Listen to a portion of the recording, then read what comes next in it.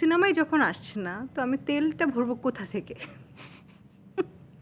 বাসায় ভাড়াও আছে। আমি ওখানে শুনেছিলাম যে একসময় নাকি ফ্রাস্ট্রেটেড হয়ে তুমি আশুলিয়া গিয়ে শুধু ফুচকা খেতে। হুম, আসলেই। আসলে একটা যে রোডটা ছিল, ২ পাশ থেকে তখন মিনি পতেঙ্গা কিন্তু ছিল ওটা। ২ পাশ থেকে পানির ঢেউটা আসতো।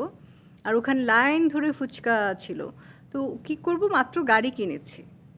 আমার ১ম জীবনের মানে গাড়ি কিনেছি, তাও সেটাও আবার লাকি আমি। গাড়িটা কিনেছি আমি কুমার বিশ্বজিৎ দার কাছ থেকে। একদম। ওনার সেকেন্ড হ্যান্ড গাড়ি স্টারলেট একটা গাড়ি কিনেছি। তো দাদার গাড়ি আমি খুব আমার আমার খুব পছন্দের সিঙ্গার একজন। তার গাড়িতে তখন সিনেমায় যখন আসছে না তো আমি তেলটা ভরবো কোথা থেকে? বাসায় ভাড়াও আছে। তো সেই সব চিন্তাভাবনা থেকে যতটুকুই একটু মার কাছ থেকে পারমিশন নিয়ে গাড়িটা নিয়ে যেতাম। আমি ফুচকা লাভার। তো গিয়ে ওই ফুচকা খেয়ে পানির দিকে তাকিয়ে থাকতাম। আসবে সিনেমা তোর, কোনো না কোনো এক সময় অপেক্ষা কর, ধৈর্য ধর, আসবে।